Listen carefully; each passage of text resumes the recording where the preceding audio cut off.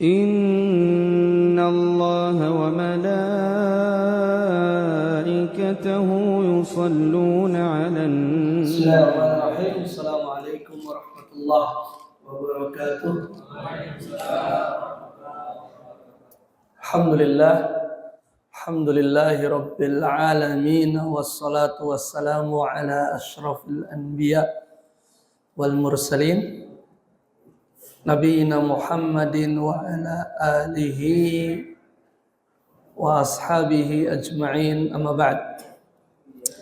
Hadirin jamaah yang dimuliakan Allah Subhanahu wa taala. Alhamdulillah kita dapat bertemu lagi, Masya Allah. Semangat ya Pak ya? Alhamdulillah. Tetap semangat, setiap kali datang ke tempat ini semangat jadi bertambah. Amin. Meskipun dengan keadaan yang ya mungkin agak panas-panas sedikit. Sebentar lagi dingin ya Pak. Bulan depan insya Allah. Belum apa-apa ya. Seperti itulah kehidupan di dunia kita. Ada letih, ada susah, ada penderitaan. Tapi ada senangnya juga. Nggak ada susah terus, nggak ada menderita terus. Gitu. Atau ada Pak? Ya, ada kadang-kadang ketika kita mendapatkan ujian itu menganggap bahwa kayaknya orang paling menderita di dunia ini saya. Jauh dari keluarga, gak bisa pulang-pulang. Masya Allah. Alhamdulillah Pak, kita masih punya negara. Kalau pulang nanti ada gitu kan. Banyak orang-orang di sini itu, kalau misalnya diusir misalnya dari sini, dia mau pulang kemana itu ada yang gak punya negara. Alhamdulillah ala kulli hal. Masya Allah. Ya, dengan kesabaran, dengan ketekunan, maka Allah akan berikan pahala yang besar. Masya Allah. Nah, masih terkait dengan sabar nih. Pembahasan pekan lalu ya kalau nggak salah ya. Bahwa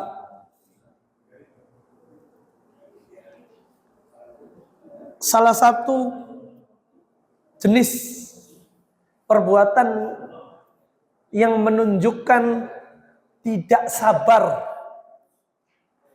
dan itu disebutkan oleh Rasulullah termasuk dari perbuatan kekufuran. Apa Pak? Pekan lalu kita sudah bahas ada dua jenis perbuatan kufur yang menunjukkan perbuatan tersebut sikapnya adalah sikap tidak sabar. Tidak boleh marah. Tidak boleh marah. Apa namanya? At-ta'nu fin nasab wan niyaha. Apa yang dimaksud dengan at-ta'nu fin nasab? Mencela nasab, mencela keturunan, jelek-jelekin apa namanya? Marga orang ya.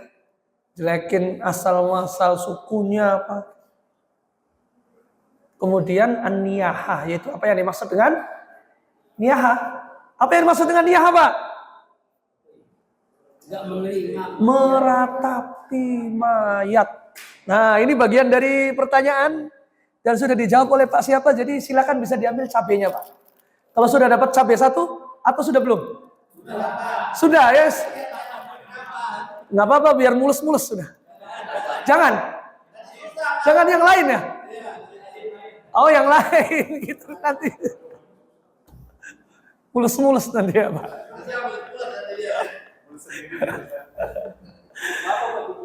Ya Bapak-bapak. Jadi ada yang disebut dengan niyaha. Niyaha itu adalah meratapi mayit. Meratapi jenazah. Apa sih yang dimaksud ya? Berikan sedikit penjelasan saja Pak tentang itu Pak. Tidak menerima. Terus apa yang biasa dilakukan oleh orang yang meratapi ini? Masih kecil, belum cukup umurnya, robek-robek lagi. Iya, terus apa lagi?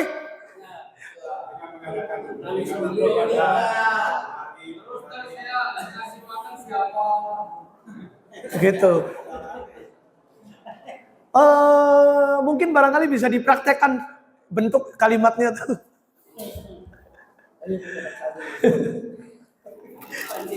Nanti bisa diambil cabenya Pak.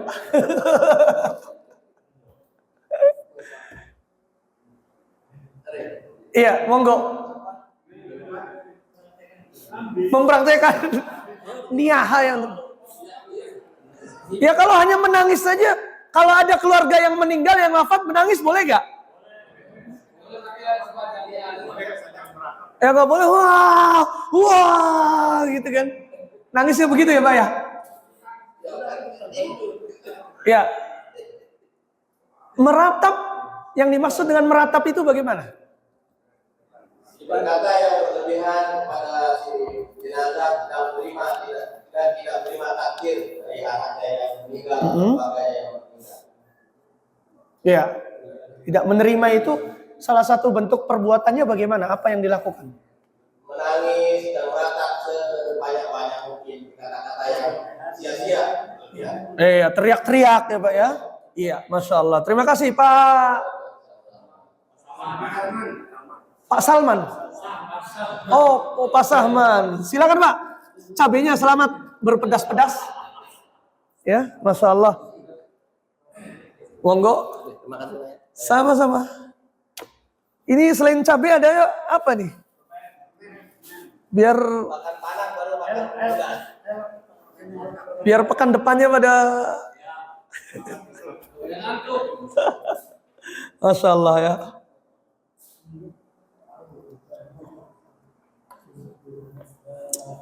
Lanjut lagi masih pertanyaan satu lagi ya sedikit ya Pak ya. Ini karena masih banyak harus dihabiskan.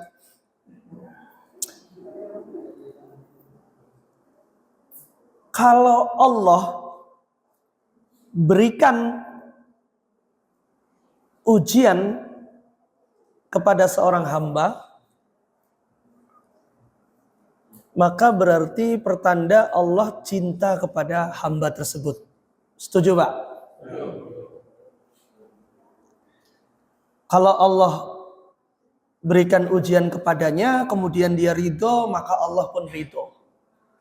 Tapi ketika Allah berikan ujian kepadanya, orang tersebut tidak ridho, maka Allah tidak ridho.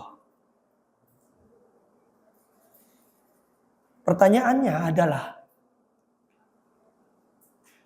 kalau Allah berikan kita misalnya seumur hidup tidak pernah sakit, bagaimana komentar Bapak? Allah tidak suka. Ada lagi? Tidak diakui sebagai hambanya. Oh berarti bukan hambaku lagi. Hambanya setan gitu ya. Ya. Istidraj, Masya Allah. Apa itu istidraj Pak? Seseorang walaupun tidak beribadah, tapi masih diberikan kenikmatan. Wah, tidak ibadah, tidak sholat, tidak apa, tapi sehat terus, rezekinya lancar. Sampai ada orang itu yang pernah bilang, sholat, apa manfaatnya sholat buat saya?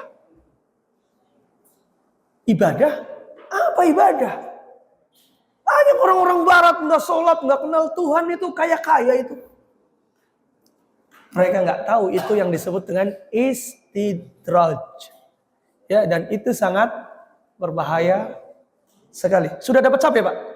Belum. Nah, ini. Silakan. Selamat bikin sambal. Bikin rujak. Rujak bebek ya. Masya Allah. Jadi ketika kita menjalani kehidupan di dunia ini,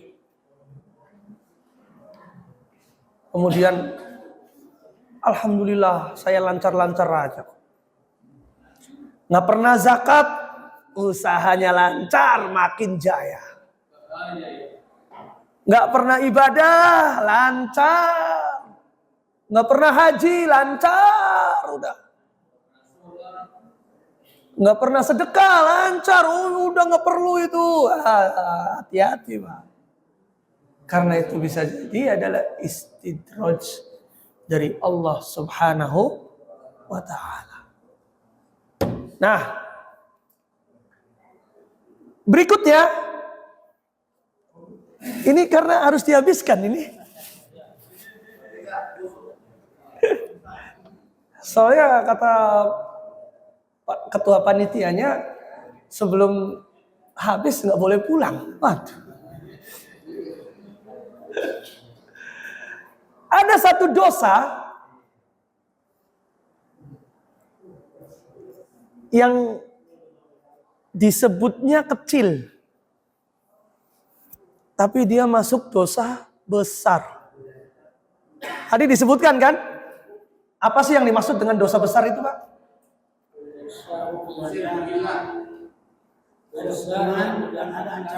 Yang ada ancamannya.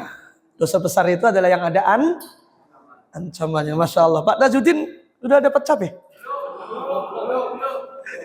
Mau bawa cabai? Masya Allah, iya. Jadi dosa besar itu yang ada ancamannya. Oh iya, Masya Allah. Dosa kecil yang tidak disebut ada ancamannya, tapi dia dosa dan dia bisa gugur oleh amalan-amalan.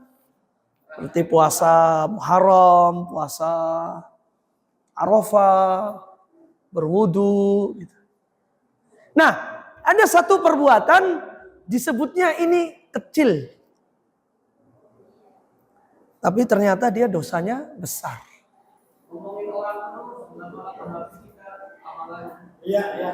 Ngomongin orang.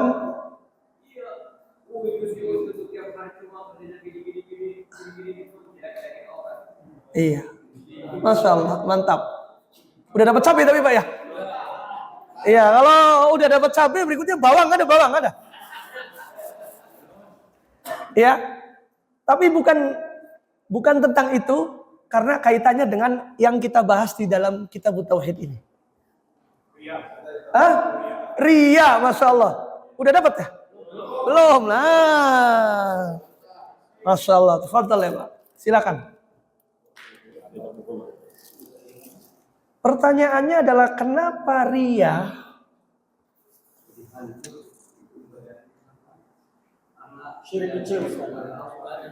itu disebut sebagai syirik kecil. Kecil ini kok nggak apa-apa. Syirik kecil ini. Kecil-kecil juga syirik, Pak. Syirik kecil ini cabai ini, pedes ini. Ya. Kecil-kecil juga cabai ini pedes. Iya kan? Makanya kemudian ria itu dia itu disebutkan menghapuskan amalan. Meskipun ya kecil, tetapi dosanya sangat besar sekali. Ya, jadi itu adalah ria. Apa yang dimaksud dengan ria? Ya?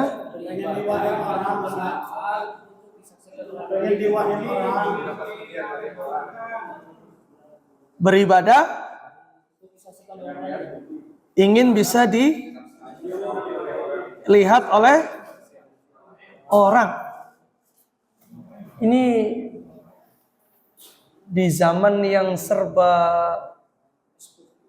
media sosial sekarang, Pak, sangat berat sekali.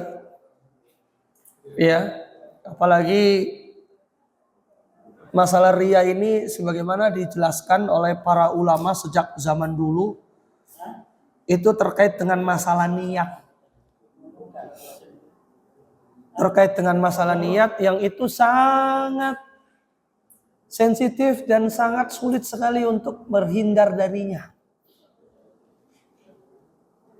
Ya, sangat sulit sekali. Makanya kita untuk senantiasa berdoa kepada Allah untuk ditetapkan di dalam iman, di dalam Islam, untuk ikhlas. Ya. Baik, kita langsung baca saja. Kita masuk ke bab yang ke-36 ya di dalam kitab Tauhid ini, yaitu babu maja'a fir riya, yaitu bab tentang riya. Di sini penulis Syekh Muhammad bin Abdul Wahab membawakan ya, membuka dengan ayat dalam surat Al-Kahfi ayat 110. Silakan Pak, mohon untuk ada yang membacakan.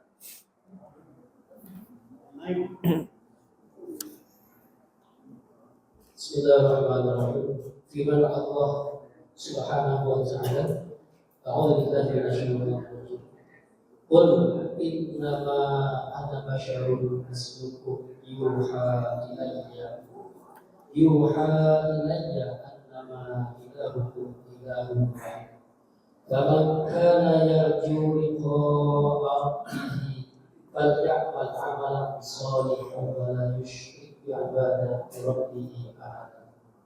Katakanlah, sesungguhnya aku ini hanya seorang manusia seperti kamu, yang diwahyukan kepadamu bahwa sesungguhnya Tuhan kamu itu adalah Tuhan yang esa. Barang siapa mengharap perjumpaan dengan Tuhannya, maka hendaklah ia mengerjakan amal yang saleh dan janganlah ia mempersekutukan seorang pun dalam beribadah kepada Tuhan. Al-Kahfi 110. Iya, Masya Allah, terima kasih. Penulis membuka dengan surat Al-Kahfi ayat 110, di mana di sini Allah Subhanahu wa taala berfirman, "Qul innama ana basyarum mislukum yuha ilayya annama ilahukum ilahu wahid." Katakanlah wahai Muhammad bahwasanya sesungguhnya aku ini hanya seorang manusia seperti kalian. Jadi Nabi Muhammad itu adalah manusia seperti kita, sama. Cuma bedanya apa? Yuha ilayya, yang diwahyukan kepadaku. Manusia biasa, tetapi mendapatkan wahyu dari Allah Subhanahu wa ta'ala. Yaitu apa yang ingin dikatakan, yaitu annama ilahukum ilahu wahid, bahwa sesungguhnya Tuhan kamu itu adalah Tuhan yang wahid, yang esa. Faman kana yarju liqa'a rabbih faly'amal 'amalan shalihan. Maka barang siapa yang mengharap perjumpaan dengan Tuhannya, maka hendaklah ia mengerjakan amal saleh. Wala yusyrik bi'ibadati rabbih ahada, dan janganlah ia mempersekutukan seorang pun dalam beribadah kepada Tuhannya. Masya Allah. Ini adalah perintah dari Allah Subhanahu wa taala kepada Nabi Muhammad sallallahu alaihi wasallam. Untuk apa?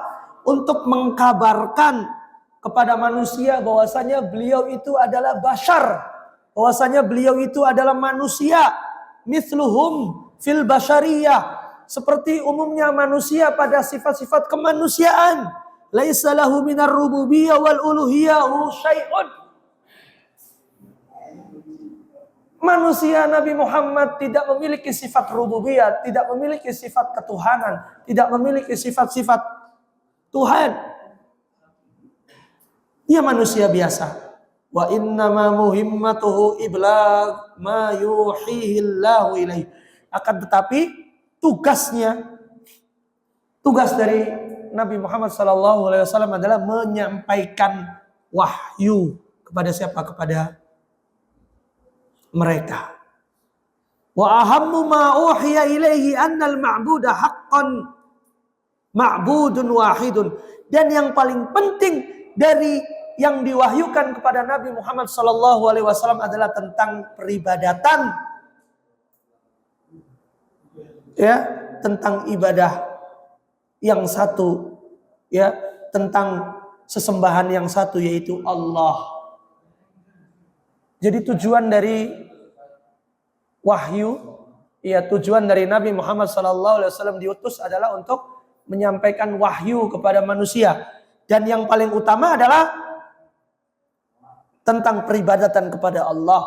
La yajuzu an yusyrika ma'ahu ahad fil ibadah. Tidak boleh, ya, mensekutukan Allah dalam ibadah. Wala budda minal masiri ilaihi fi yaumil qiyamah. Mesti kita berada di jalan tersebut sampai hari kiamat. Nah, teman-teman yang dimuliakan Allah Subhanahu wa taala, disinilah pentingnya kita mengetahui tentang ilmu tauhid. Di mana, ya, di dalam ayat ini perintah yang paling tegas adalah selain kita beramal soleh, maka kita untuk bertauhid, tidak mensekutukan Allah Subhanahu wa taala dalam hal ibadah. Dalam hal ibadah. Lalu kemudian kita masuk ke teknis yang berikutnya. Di antara hal yang dapat merusak ibadah dan bahkan amalannya sia-sia, bahkan kemudian berdosa, bahkan kemudian diancam dan mendapatkan dosa yang besar, itu apa? Selanjutnya bisa dibacakan, Pak. Monggo. Diriwayatkan dari Abu Hurairah radhiyallahu anhu bahwa Rasulullah sallallahu alaihi wasallam bersabda, Allah Subhanahu wa taala berfirman, "Ana aghna syurakati 'an syirk. Man 'amila 'amalan asyraka ma'i fihi ghairi taraktuhu wa syirkahu." Aku adalah zat yang paling tidak membutuhkan persekutuan. Barang siapa mengerjakan suatu amal dengan dicampuri perbuatan syirik kepadaku, maka aku tinggalkan dia dan tidak aku terima amal syiriknya itu. Hadis riwayat Muslim. Masya Allah. Ini lebih detail daripada yang tadi. Ya, tadi masih umum, ini lebih detail lagi, dijelaskan di dalam hadis dari Abu Hurairah radhiyallahu taala anhu bahwa Rasul sallallahu alaihi wasallam bersabda, Allah berfirman. Ya, kalau ada kalimat Rasul sallallahu alaihi wasallam bersabda, Allah berfirman, artinya ini adalah hadis qudsi. Namanya apa, Pak? Hadis qudsi. Masya Allah, dapat nih. Sudah dapat cabai? Belum? Masya Allah, tafadhal. Ya. Nanti mudah-mudahan ada door prize yang berikutnya adalah tiket Saudi pulang, ya.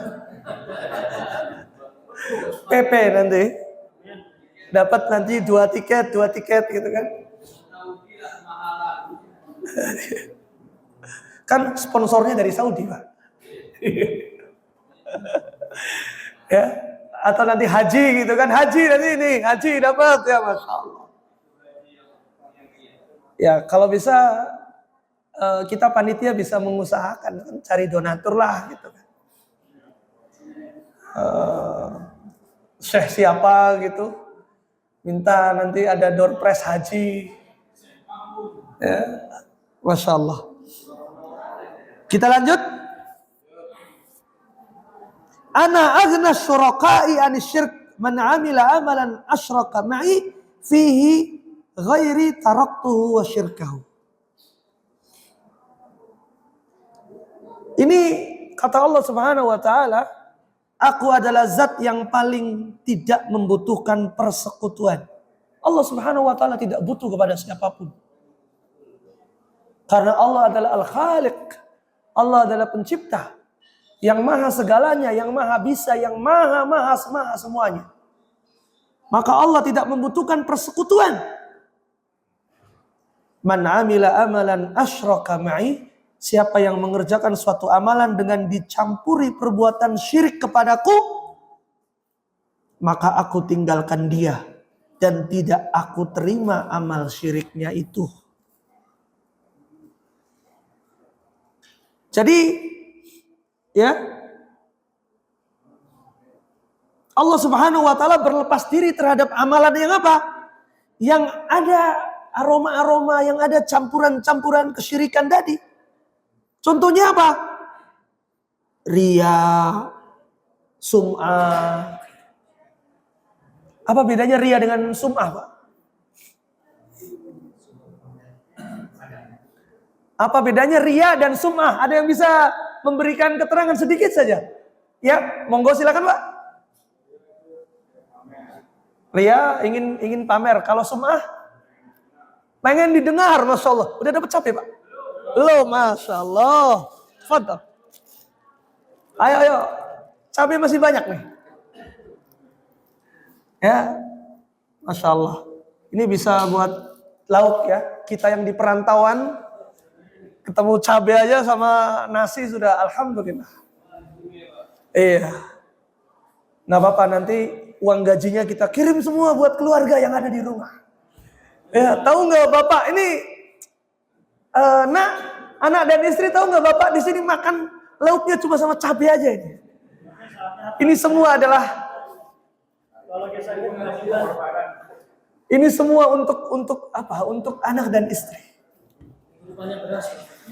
Minggu depannya beras. Masya Allah. Ya, jadi apa perbedaan riya dan sum'ah? Riya itu pamer, ingin dilihat. Riya, sum'ah itu ingin didengar oleh orang. Masya Allah. Pak Tajudin ngajinya bagus suaranya. Tiba-tiba lagi ngimamin, terdengar di belakang ada seorang tokoh besar. Oh, suaranya tambah dibagus-bagus.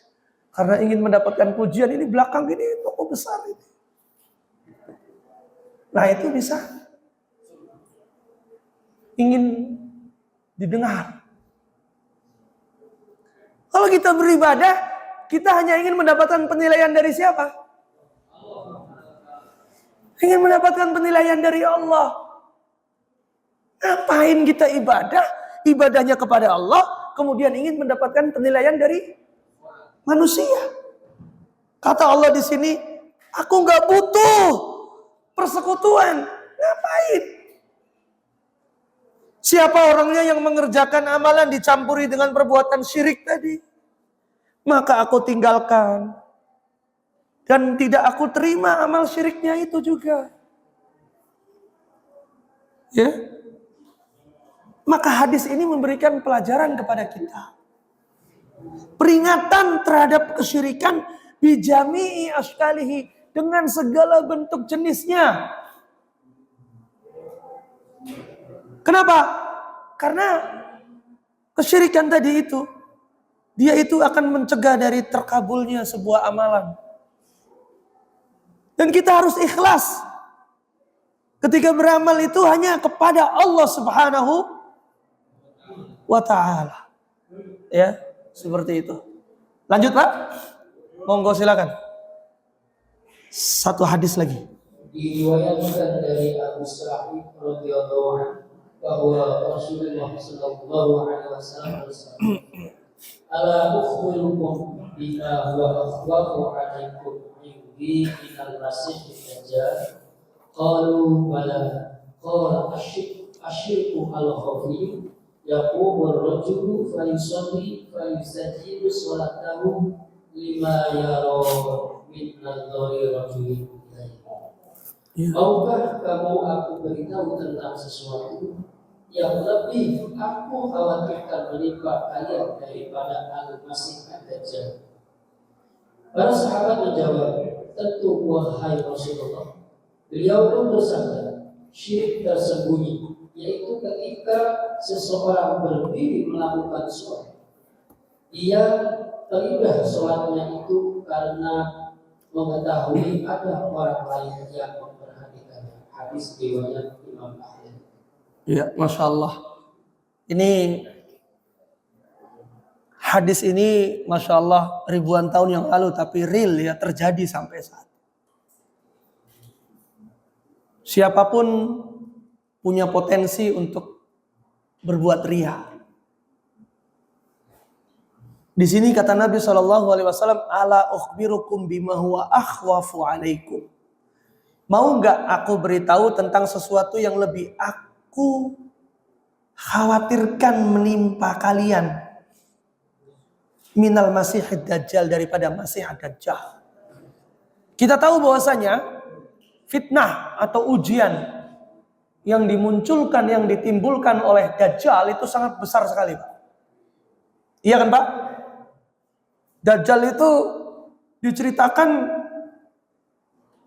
di zaman ketika ada dajjal itu orang paginya beriman, sorenya bisa kafir.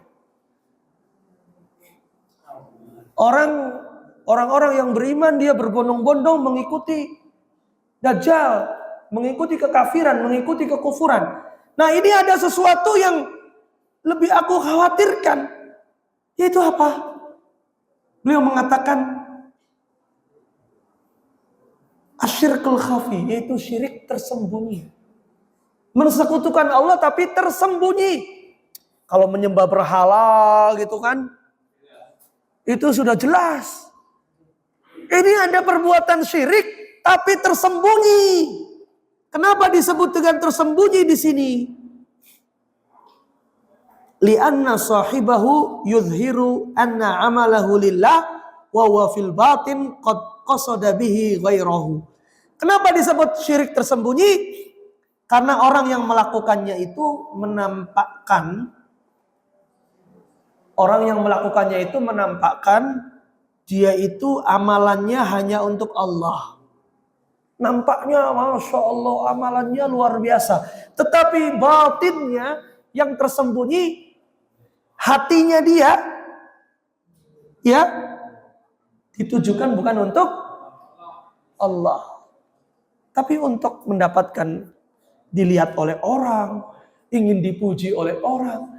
Makanya kemudian ini disebut asyirkul khafi, yaitu syirik tersembunyi. Di sini Nabi SAW langsung menuju ke teknis, yaitu contohnya di sini, yaqumur rajulu fayusalli fayuzayyinu salatahu lima yara min nadhari rajulin ilaihi. Yaitu apa? Ketika seseorang berdiri melakukan sholat, kita sholat, Pak. Fayusalli fayuzayyinu salatahu. Dia memperbagus sholatnya, memperindah sholatnya. Kenapa? Lima yara min nadhari rajulin ilaihi. Karena mengetahui ada orang lain yang melihatnya. Karena ada orang lain yang melihatnya. Jadi yang nampak bagus nggak? Tapi hakikatnya gimana? Niatnya dia gimana niatnya? Orang yang tadi itu niatnya terkotori nggak? Niatnya kepada manusia. Kita pernah nggak melakukan suatu perbuatan ibadah, kemudian tiba-tiba muncul rasa ingin dipuji, ingin dilihat? Semua kita pernah, Pak. Dan itu dosanya besar. Namanya syirik kecil, tapi masuk dosa besar. Lalu bagaimana solusinya? Saya mau berangkat ke masjid. Tapi ternyata di dekat masjid ada seseorang. Aduh, saya nggak jadi berangkat ke masjidnya. Soalnya apa? Soalnya saya kalau ke masjid nanti saya saya takut disebut sebagai orang alim. Udahlah, sholatnya di rumah saja. Itu masuk syirik nggak? Bagaimana tanggapan Bapak terhadap kejadian tadi? Saya mau ke masjid, tapi di dekat masjid ada seseorang yang saya itu kalau nanti ke masjid, saya, aduh, nanti saya dipuji. Wah ini, alimnya sekarang semenjak pulang dari Saudi itu jadi sholatnya di masjid terus. Wah ini udah jadi kiai nih, jadi ustadz gitu. Udahlah, saya sholatnya di rumah aja. Bagaimana Pak?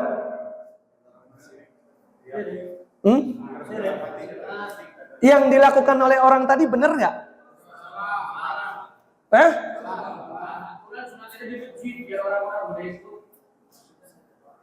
Tapi kalau sholat di masjid, orang-orang akan bilang ke saya, Pak Maimun ini semenjak pulang dari Saudi, sekarang jadi kiai rupanya, kata. Wih, dipuji sama orang. Saya nggak mau mendapatkan pujian-pujian gitu. Udahlah, saya sholatnya di rumah aja. Nah, bagaimana Pak Maimun? Salah. Kenapa salah?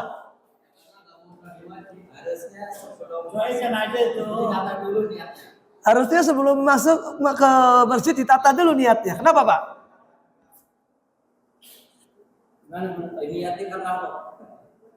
Niatnya ditata dulu, Masya Allah. Sudah dapat cabai Pak? Belum, Masya Allah. Tafadhol, langsung. Silakan. Ya, bisa buat lauk Pak. Masya Allah. Mangga. Oh, Masya Allah. Mudah-mudahan tetap semangat. Jadi ada seorang ulama yang mengatakan bahwasanya beramal karena manusia itu adalah syirik. Tapi meninggalkan amalan karena manusia itu adalah riya. Justru ketika kita itu jangan ini saya takut riya soalnya. Udah ditinggalkan. Maka itu justru telah terjadi riya. Maka bagaimana solusi untuk menghindari hal tersebut? Misal ya. Pak siapa ini yang belum dapat cabai siapa? Angkat tangan Pak. Pak Hartono belum? Oh, oke, Pak Hartono misal nih. Ya. Oke, silakan Pak Hartono. Ambil dulu nanti baru jawab pertanyaan. Khusus untuk Pak Hartono, khusus.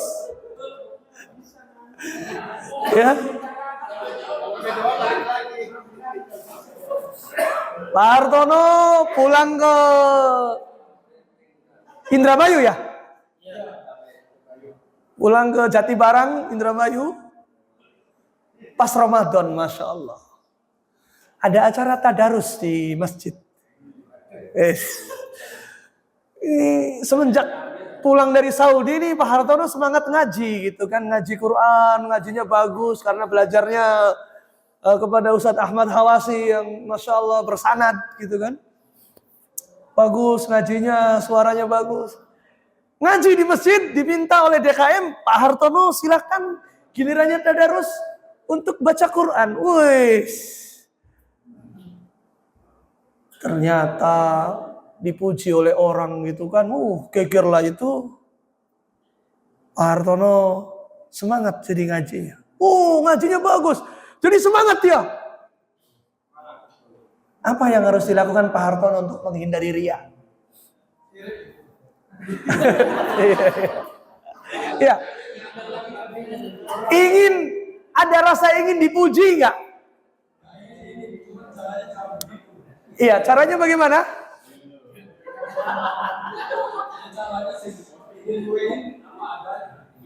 Nah, jadi beribadah itu apa adanya, natural. Kalau misalnya muncul rasa ingin dipuji, bagaimana?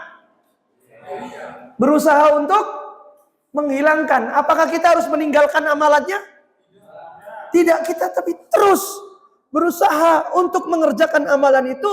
Kita mau sholat di masjid, malu. Kenapa?